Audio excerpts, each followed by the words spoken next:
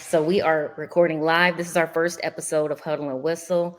I am Dr. Marlo Nicole, one of your hosts. We have Terry Collins, Esquire, and Jimmy Mack on, and these guys are geniuses when it comes to sports between their own experiences and their experiences as players and coaches. So I can't wait to get into today's show. Today we're talking about what the media's role is in shaping icons. And specifically, we're going to talk about some of your famous and favorite players, Michael Jordan, LeBron James. So let's just dive in right now. The legend of MJ.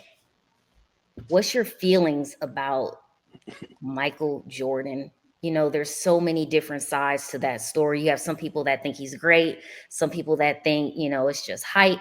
But all I know is his name alone after basketball, he's been able to generate a significant secondary income just off of his name. What do you guys think? Well, it's undisputed that Michael Jordan is a GOAT. He may not be everybody's GOAT, but he's the majority of most people that follow the NBA. They're GOAT because he was just this prolific scorer. Now, one of the things that I find interesting is that you have a lot of players today and players that played against him that title him as somebody who was flawless. You will often hear, Michael Jordan had no weaknesses. And I just really want to do a deeper dive into what that really means. And so I looked at Michael Jordan's 1986-1987 season because that was his most prolific scoring season, where he averaged 37 points a game on 48% shooting. And, at face value, that seems like a remarkable accomplishment. Like, who could deny those numbers? But then when you do a deeper dive into it, the media never talked about the fact that Mike took 28 shots a game. So 28 shots a game to average 37 points, and when you look at the fact that he also took 12 free throws a game. Now, when you look at field goal percentage, if somebody makes a shot attempt on goal and they get fouled, that does not count as a field goal attempt. So if he took 12 free throws a game, that means he had to take a minimum of 6 additional shots. So if you add those 6 shots to his 28 attempts per game, Mike really took 34 attempts on goal a game. Now, if you take 34 attempts and you average 37 points, I don't know if that sounds like somebody who was flawless as a scorer or somebody who benefited from a system, the triangle offense, that deemed him the number one option. Because if you gave Steph, LeBron, KD 34 attempts on goal, I truly believe they would have more than 37 points. So, whether or not he's flawless, whether or not he's the greatest ever, I do think it begs the question when you really take a deeper dive into the number and say the man got 34 shots. How much should he average? What you think, Jim? I agree with that. Just looking at the psychology of why like people like that. So we are also at the time where Michael Jordan has come into his own, and you said the 86-87 season where he was at his most prolific scoring. Video games came out. You can be Jordan. You can be these players. As Lakers versus Celtics had just come out. Double dribble. So you know that. Double dribble. I remember double dribble. Yeah, and things like that. So people kind of, I'm going to be Mike. So if I'm being Mike in this video game, I'm taking 34 shots, probably 40. So it was just like how, to me, it's like the time, how it correlates with who we are as people. Because when we are trying to do things, or we think of being the dominant scorer, especially in basketball, we just keep it in basketball. I got to get the ball. I got to get my shots up, and that's what we saw a lot of the greats are the number one option on teams, that they're going to get their shot. So, like you said, 30. It probably took them 34 shots to get 37 points if you count in the free throws and stuff like that. And I think that people would rather do that themselves. And that's why they are so fixated in what he was doing, because I want to take all those shots too. I want to have that green light to do that, because a lot of us played little league basketball. What's your coach telling you? Pass the ball. move the ball around, get the ball to the open guy, and then you're watching on TV. This dude, like, I got 3 defenders on me. I'm still shooting the ball. I ain't doing all that. So it becomes a mindset, and I think that helps the myth out because you're like, I see somebody doing what I can't do, or he's not being held back from doing that, and he's at the highest level. So he must be the greatest. He must be doing something that allows his coaches to want him to do that. So that's part of the psychology of it. But I also think like it's something like Clyde Drexler said. He said I could have easily been Michael Jordan. I could have took a bunch of shots and made a bunch of free throws too, and put up the same numbers. And when you look at a guy like Clyde Drexler, he was only taking like 17 shots a game. So of course his numbers were down. But Michael Jordan's taking at least when they're counting the stats, 10 more shots. So he's feeling like if I could have did the same thing.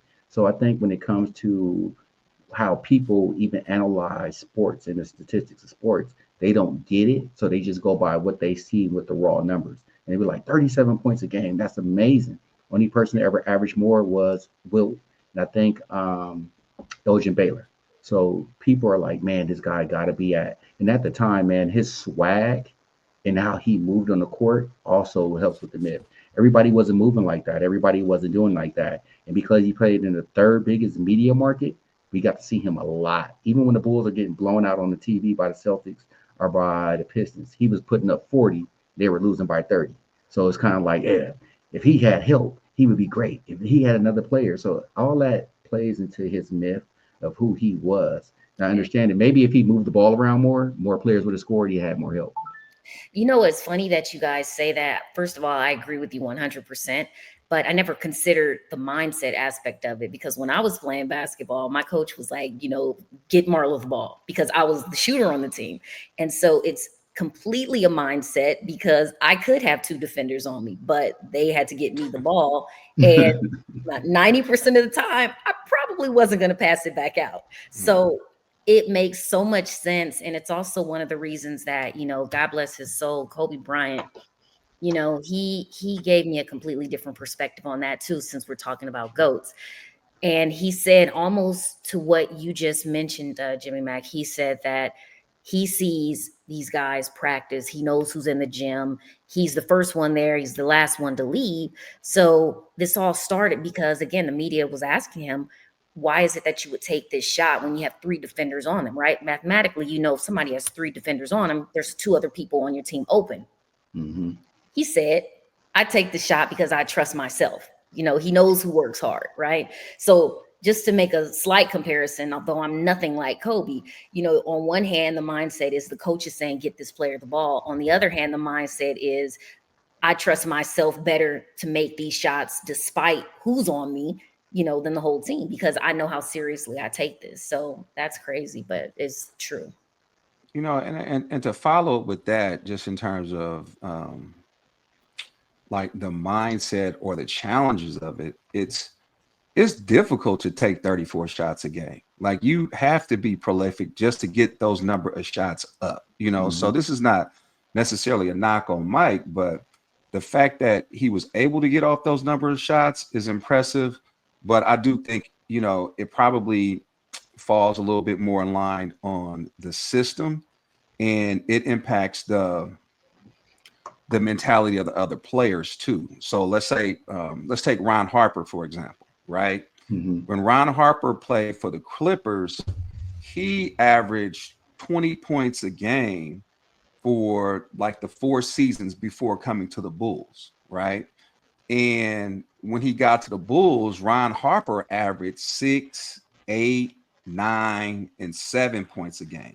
You know, it's not that he, you know, forgot how to score, you know, but I just think the system just dictated like, hey, when his shot clock gets down to 10, ball goes to Mike on the elbow, you know, we rather have him taking the shot than you know. And so I'm just wondering, you know, did the other players on the team get their just due from the media in terms of their actual contributions or the sacrifices that they had to make for their career? Like, you know, because now, you know, I'm averaging less points to fit this system and be a great teammate, you know, Mm-hmm. and all the credit is going to Mike, which he performed on the greatest lights, you know, under the biggest lights, Mike did perform. But I do think the media may not have always showcase the sacrifices that were made and the contributions that were made from the team, from the other teammates.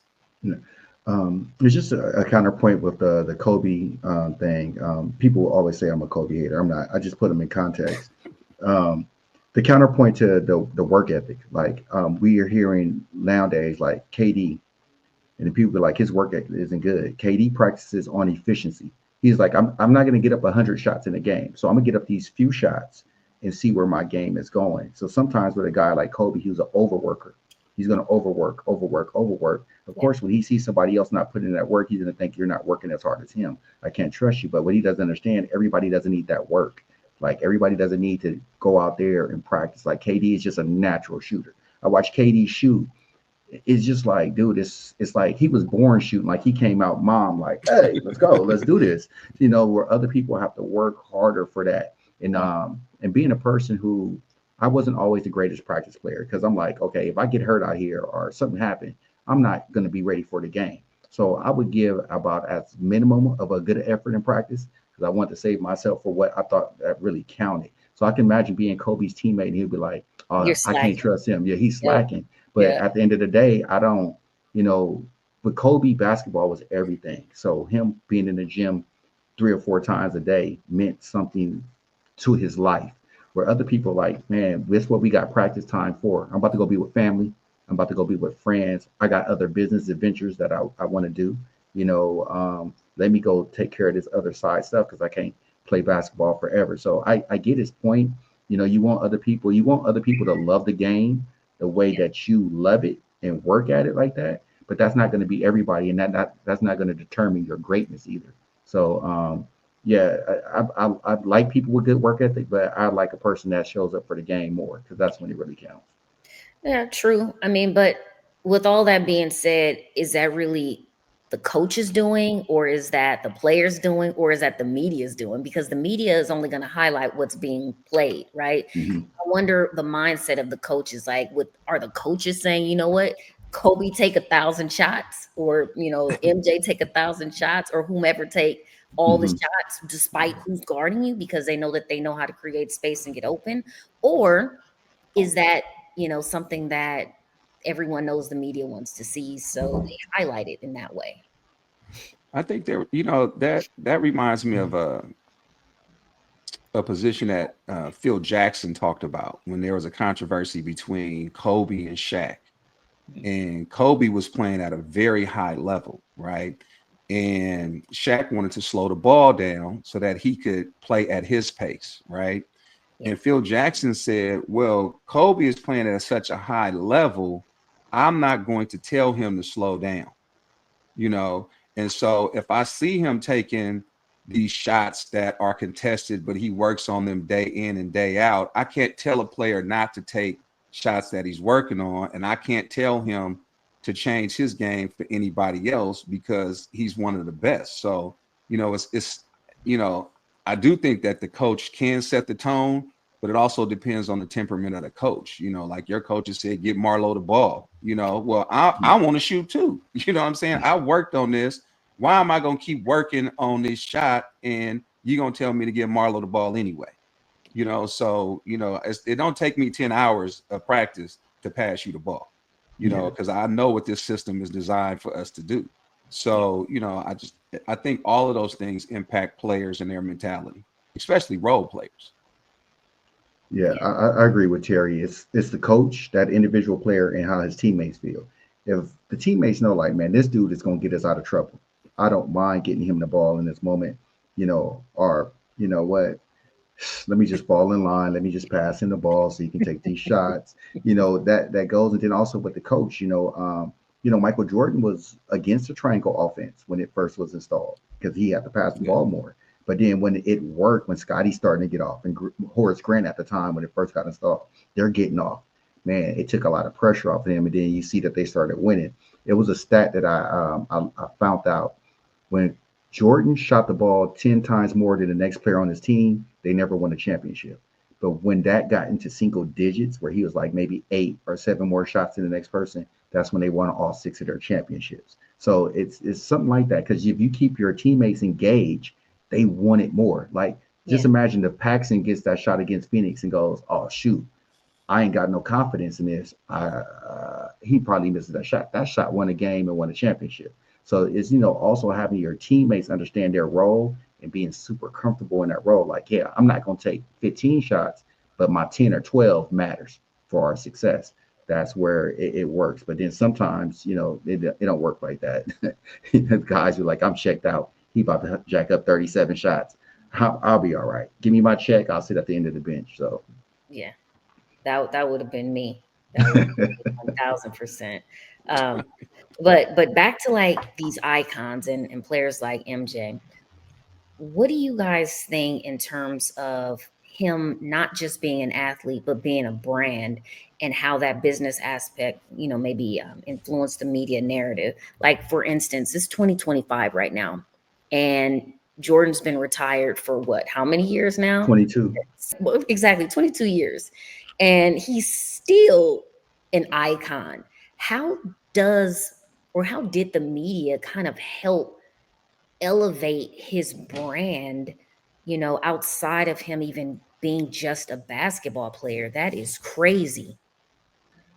In the early days of Jordan, Nike, Gatorade, McDonald's, they needed a face for their product. And he was the most willing face of it all. Because in the late 80s, early 90s, he was selling everything.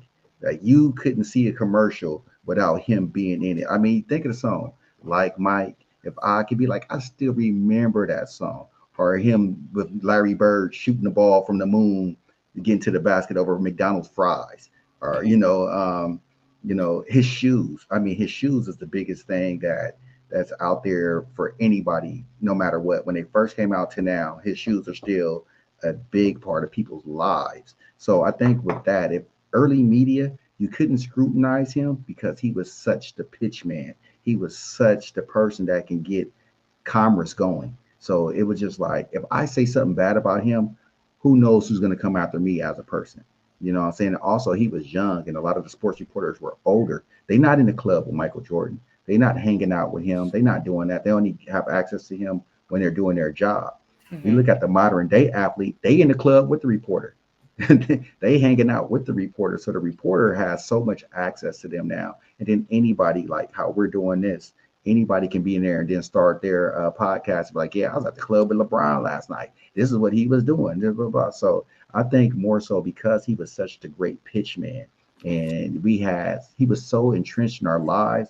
I dare not say nothing bad about him because I don't know how that will impact my journalism career. And then for those companies, their products are flying off the shelf, flying off the shelf. I mean, remember, it was Super Soccer was the Gatorade's competition. They didn't have Jordan, so Gatorade took off, and Super Soccer don't exist anymore.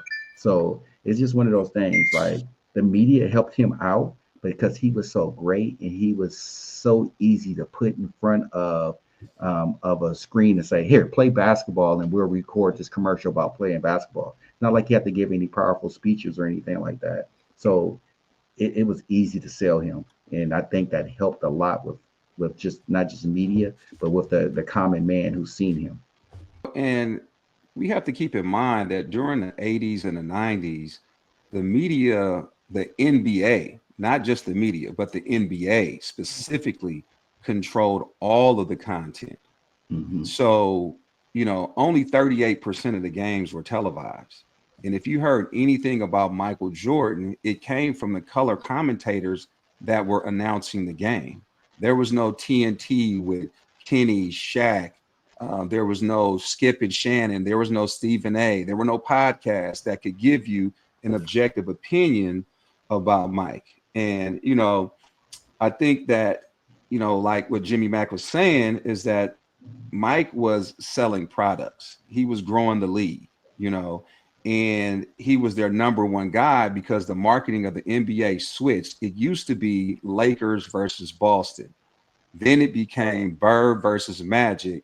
Yeah. Then it became Jordan, Hmm. right? So now the face of the league is one person. It's no longer a team. It's no longer a rivalry. He became the face, and you could not criticize the face. So one guy did criticize the face, and that was in 1994. Steve Wolf, who worked for Sports Illustrated, Mm-hmm. he wrote a story about Mike during his baseball tenure, right? And his statement was bag it, Michael, you're embarrassing baseball, right? And Michael Jordan responded by refusing to do Sports Illustrated interviews. Okay. He even took it a step further where Michael Jordan said he would no longer sign an autograph on Illy Sports Illustrated magazine. So what did Sports Illustrated do? They fired Steve I was Wolf. just about to say Mm-hmm. they got rid of him. He You're got costing us fired. money. So now if you're a reporter, if you're a color commentator, you know not to say anything disparaging against Mike, right? Mm-hmm. You can't even get media credentials. Like I've been covering professional sports in the media for about 5 years now, right? Yeah. And to be able to get access to the bigger games is huge. Yes. So if you work for a small publication, you may get to cover some regular season games, but when it comes to the playoff, when it comes to rivalries, you just get knocked out by other large markets, and unless you have a relationship with the team, right? So if you're a writer and you wrote anything negative about Mike, you have zero access to the media and you get fired. So, it's Mike really just had the entire NBA and the media under his thumb. Like you just couldn't do it because it's about dollars and cents. And the NBA is not going to let you talk bad about their face. You just simply can't do it. And so I do definitely think that the media built his brand and they protected him. He was more protected than anybody.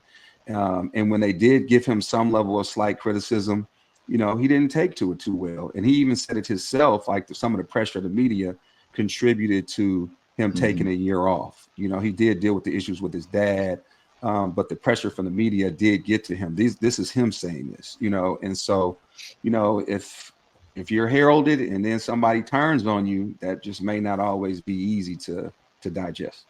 Yeah, but that also goes with the access. Like, the more access you have to an athlete, the more you're gonna know about what they do on and off the court. And sometimes what they're doing, what makes them great on the court, is based on how they live off the court. Like with Allen Iverson, they told him if you just stay clean, don't party and all that stuff, you're gonna be good. He had the worst stretch of basketball he ever played, so he went back to the partying. He went back to doing all the bad stuff because that also translated to his psyche and mentality on the court. So sometimes when people have more access, and then you also got to understand this nowadays in modern times, this plays a big role on your image because anybody can see you anywhere, snapshot, video record of you. You could be doing you're just minding your own business, and that can get out into the media world. So, like you said, Michael Jordan was super protected, but he also didn't have to deal with the modern media. And if he did have to deal with the modern media, well, what keeps him alive is the modern media because a lot of them are our age and they were fans. So Yeah. they love him still and they still talk glowingly about him, despite the fact that they get access to him now as a retired player. Of course, he's going to be a little bit more cordial because he wants to be painted in this good light.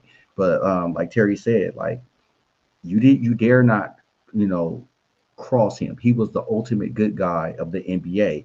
Where Yeah. nowadays you got a ton of villains in the NBA, and they're battling ghosts of the past who are the good guys. So I don't know how Michael would fare in today's modern age of media, but yeah, you dare not cross him. You dare not because that could, like Steve Wolf, that could be your job. Yeah, I think Jordan definitely benefited from having played during his era. I personally do not think he would have the same impact if he had to play right now in 2025. And mostly because of what you were saying, Jimmy Mack, these phones and everybody has a podcast, everybody has a voice now, right? People will create a fake page just to be able to talk mess about you, right? So whether it's true, whether it's not true, you don't know what's real media or real news and what's not. And so you have modern athletes now like LeBron, and they face like immediate feedback, sometimes negative, and whether it's right or wrong, it's instant. Jordan didn't have to worry about that. So if Jordan were playing right now, anybody that felt like they wanted to say something negative about him, they would say it. It would be out there. TMZ would capture it. They would repost it, and nothing Mhm. would happen because it's not them. It's like, they're sharing a screenshot. This is what Mhm. people feel, or this is what somebody else recorded. And so I think it makes it a lot more difficult for players right now, emotionally, even because some players aren't as strong, right? You've got to be a really strong person, let alone professional athlete, to be able to deal with the constant scrutiny of your quote fans, right? Some Mhm. people that may be knowledgeable, other people that aren't knowledgeable, that they don't know anything about you, but they have all of these opinions and insights on what you should be doing and how you should be doing it better. So I do not think Jordan would be as successful if he were playing right now in 2025. There's so many different icons that we could touch on right now that are just really kind of creating a name for themselves. And I'm just really curious as to what their future holds, because I just don't see anybody being able to create an iconic name like Jordan did. I don't know. Who do you guys think is up next? Well, LeBron's been up next for a long time. Remember, he was on Sports Illustrated cover when he was still in high school. True. So I think because he grew up in this age of media and sports media, he's so used to it. Like it don't even bother him. He knows he's gonna be critiqued and criticized since day one. I was one of his biggest critics when he first came out of high school. I was like, he ain't Kobe.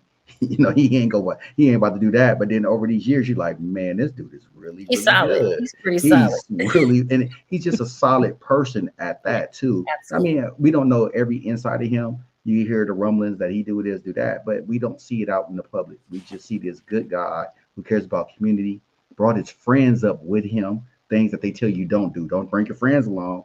All them dudes are successful. You're just like, man, this dude is really do it with all the scrutiny that he takes. So it's just like, man. So he's been up next for a long time. Anthony Edwards said he don't want no parts of it. He's like, I'm good. I don't want to be the face. John Morant has just taken himself out of it with the gun charge and just out there wilding out. So I mean the next face, I mean to me would be Luca now that he's in LA. You know, as long as he continues to have success in Hollywood, he's gonna be plastered everywhere. And once his English and personality gets better, he's probably gonna sell everything. Really. I think so. I never saw Luca as having that star quality, but I guess it's possible. I guess it's possible. But the oddest thing is, since we're all black on here, I'm just gonna say, we're like the biggest group of consumers. So I just never really imagined a non-black athlete being able to sell products the way that like a LeBron or a Jordan or a Kobe has, just because we're the buyers of it, and we typically, are kind of, I don't want to say favored, but we've got some pretty solid athletes. So when our athletes are doing something, we're going to buy it. But Caitlin Clark, you see, they pushing her to everything now, so you don't necessarily have to be that. I don't know You if we black. buying it. Oh yeah, I'm but buying some Candace but Parker and Angel Wilson yeah, stuff. but that also goes against that we're the biggest consumers. In reality, they say we are, but we are not. We're only 11% of the population here in the United States. We don't have that purchasing power. But I mean, we love our people. We'll support our people, but the biggest consumers everything, rap music, white people. True, When true. we're watching black movies, white people go see the black movie. So they're really the biggest consumers by numbers and volume. It's just that as they say, we show up and show out for our people. So Yeah. that's why it always is like we're the biggest consumers. Well, we might be the biggest wasteful consumers. I don't know. That now that part. I don't know if anybody can ever catch Michael Jordan when it comes to um, Building a brand. selling products or building a brand. And the reason is because Mike was able to exist in a time where he could be silent on social issues, and he didn't comment on social issues. Now players are taking the stand, like I can't breathe, and they'll protest and they'll take a knee. And so our community will not allow for you to be silent when there's a social issue, you know. And if you speak on social issues as an athlete, you know, brands will just pull their marketing from you. That's just the Mhm. bottom line. They just won't put the money behind you. And so, you know, I think about, you know, Michael Jordan in the context of, do I judge him as an individual, or was he in an unwinnable situation? Because, you know, he just became the face of the league. He was the first face of the league. So there was no blueprint on how to manage, you know, the NBA and your moral presence. And Mhm. so, you know, I held it against Mike that he didn't take a stronger stance on social issues, right? So you look at it, he had Craig Hodges on his team who won the 3-point shooting contest, right? Multiple years in the NBA All-Star game, helped Mike win a championship, right? They go to the White House. Craig Hodges wears a dashiki. He shoots a free throw at the White House. He gives a letter to the president asking for more support for social issues. And Craig Hodges never plays again in the NBA, Mhm. right? Good Lord. Never plays another game. And you would think that Michael Jordan would want his floor spacer, his 3-point shooter on the floor. He would have enough cachet to stand up and say, hey, let's not blackball the guy. He still deserves an opportunity to play. Mike says nothing. You have the Mhm. Rodney King video, the incident. They asked Mike what he thought about Rodney King. And Mike says, oh, well, I need more information. I need to learn more about it, right? And he's quoted as saying, you know, well, Republicans buy tennis Five shoes shoes. too, Yep. right?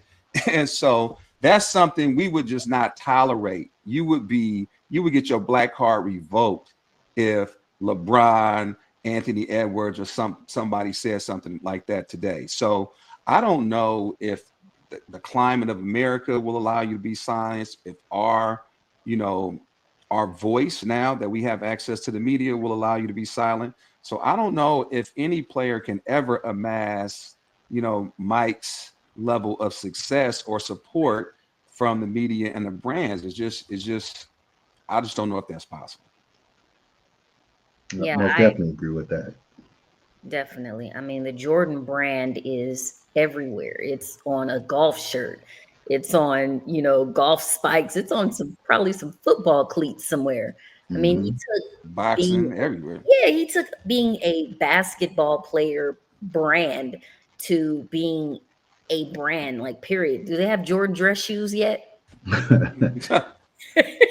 Dude, my beloved university is sponsored by Jordan. So UCLA football is running out on the field with Jordan. With him doing this, it's not even a football player on the jersey. He's still Right. in Jumpman. So I mean, like he said, his brand is it's been from just like basketball specific to his life.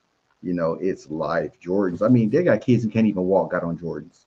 I mean, well, that Like was my kids, but it's so crazy. My daughter probably doesn't even know who Michael Jordan is, and she still wants Jordan shoes. Like, Jordan to her is probably just a brand. She probably has no relationship to this brand actually being a person that was a prolific basketball player and all those other things that come along with him as an individual. So, yeah, from a branding perspective, he's almost separated from the brand at this point.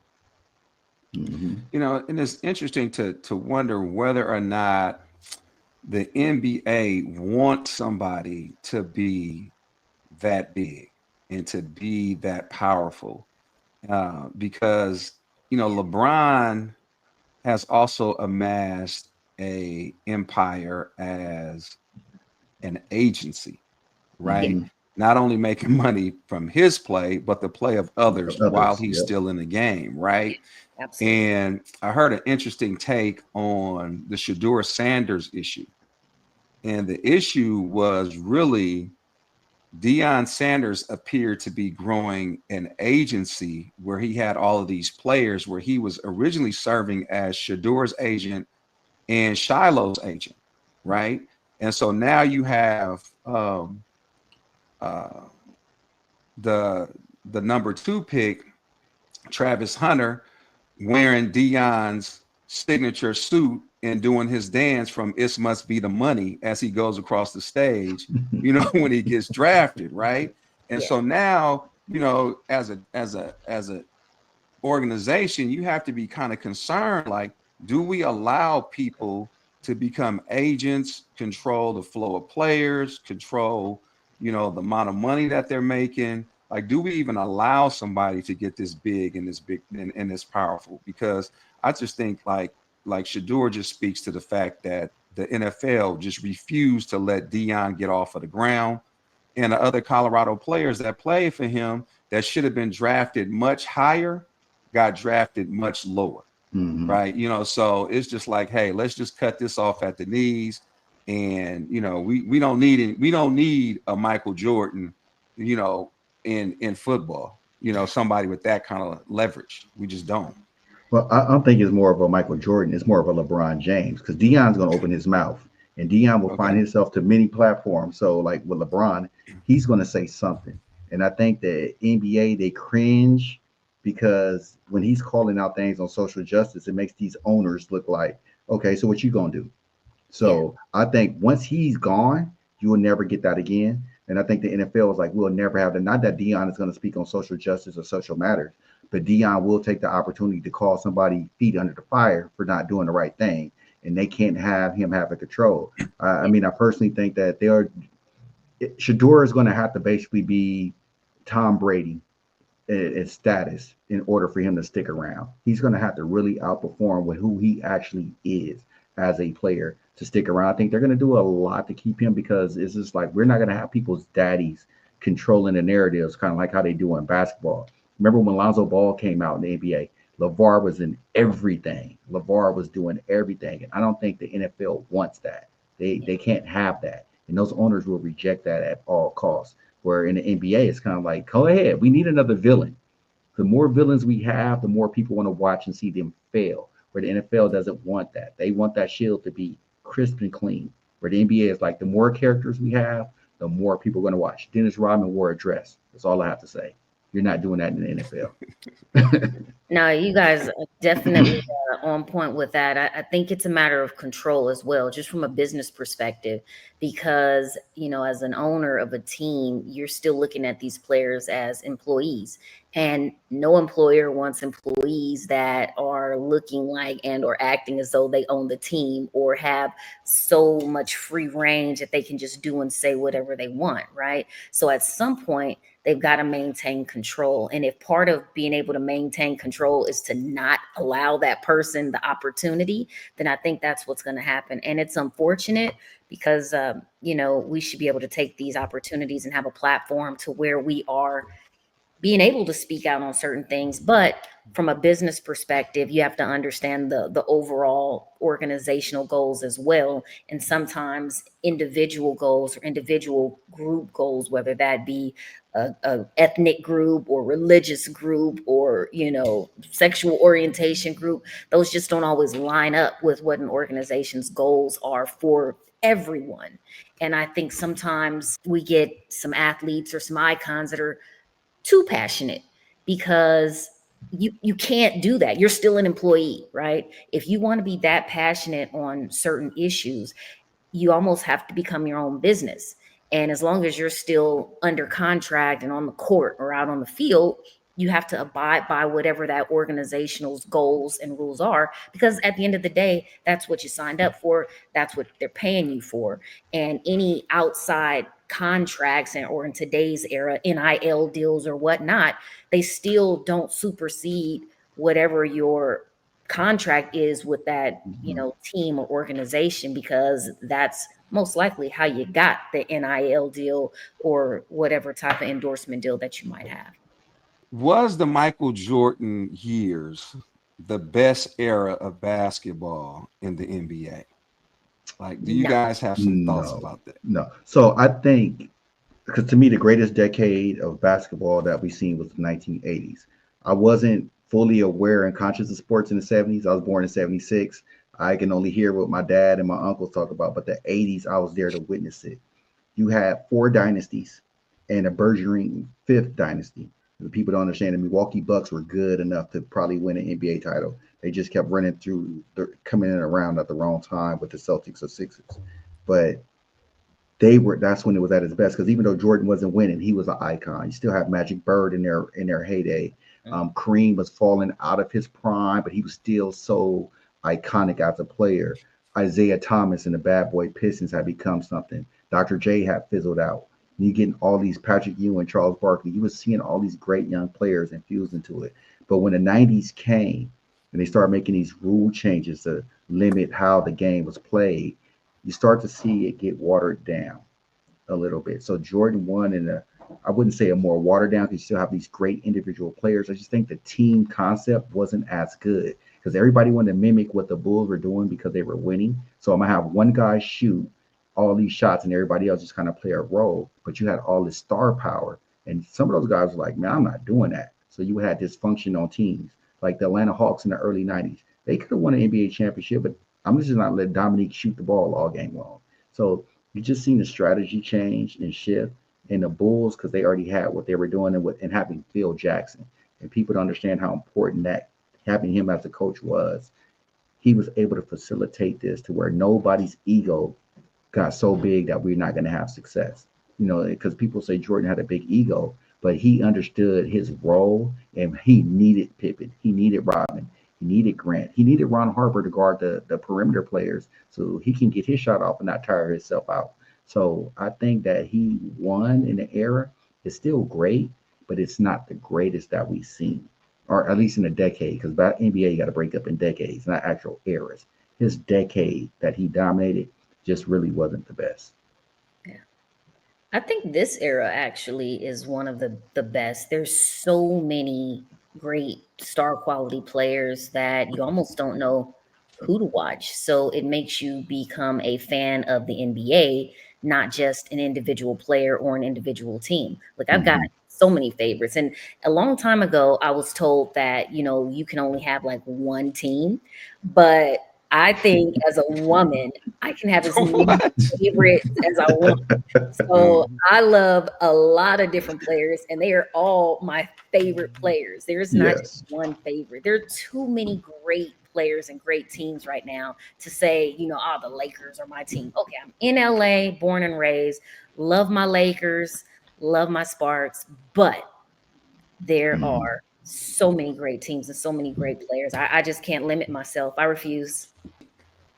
The media would have you believe that Michael Jordan played in the toughest era and the hardest era to win, and that was the best era of basketball. Like, you know, like nobody's been able to come close to what Michael Jordan hasn't been able to do. So that really must have been the best era. And I personally think Michael Jordan, from Michael Jordan's entry into the NBA in '84 up until today, I think Michael Jordan played in the most watered down era of the NBA.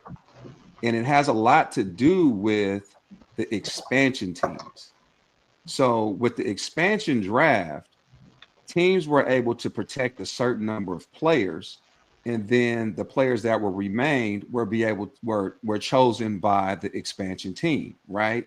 And so now, if I said certain teams to you, you would see them as a formidable opponent, but back then they were nowhere close to title contenders. So you had the Minnesota Timberwolves, the Orlando Magics, the Miami Heat, the Vancouver Grizzlies, the Toronto Raptors. These weren't contenders, right?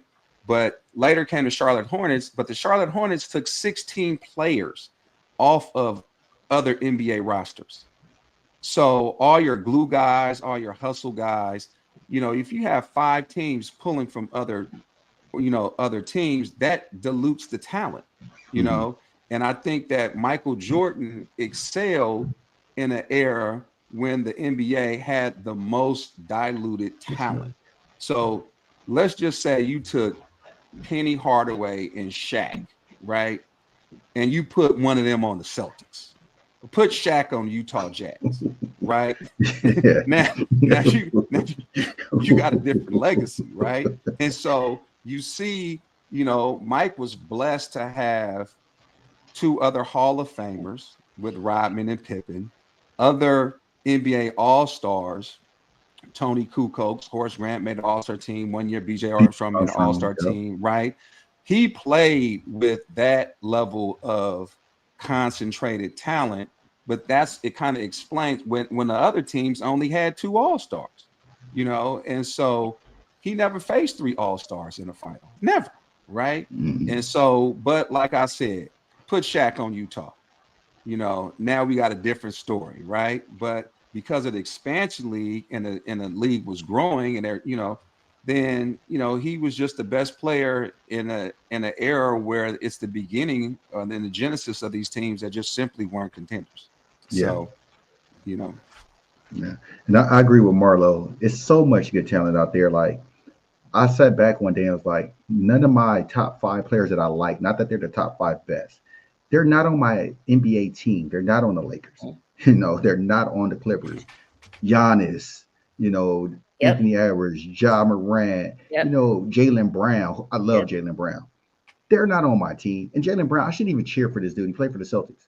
But it's like I find myself like I love his game. I love his political stance. I love what he does as a person outside of just basketball. So it's so much like so many players out there that you're just like, man, that dude is great. This dude is great. And like Terry said, at a time it was only 38% of the games are being viewed. I can go on YouTube and watch a game. I can go on Peacock, watch games, TNT. I can just watch basketball all day if I felt like it. And any team I wanted to watch. You didn't have that, back in the day. So it's crazy on how good the NBA is. And like Terry said, Jordan was in expansion area. When's the last time we expanded the league? When's the last time we added a team to the league? I mean, even like you said, the Timberwolves and the Magic. The Magic hit fire early because they got Penny and Shaq. The other teams took a while to build. It took a while to even get there. Toronto didn't become anybody until Vince Carter got there. That's when people started paying attention. And Vancouver ain't even there no more. They're in Memphis.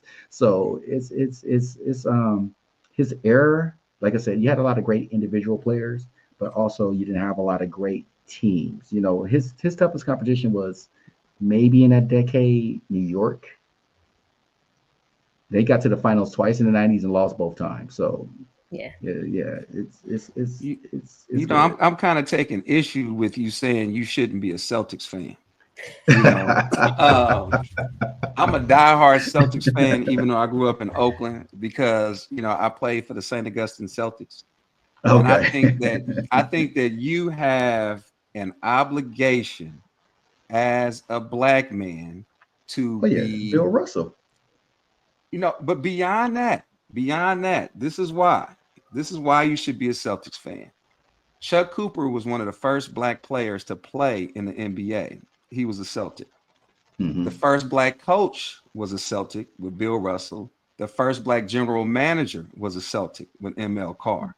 Mm-hmm. So when you talk about pioneer and moving, our brethren forward, they were Celtics, So, I know y'all LA people and all that kind of stuff, but I just wanted to drop that on you to say, open your heart to the Celtics. They've done something. Thanks for those nuggets.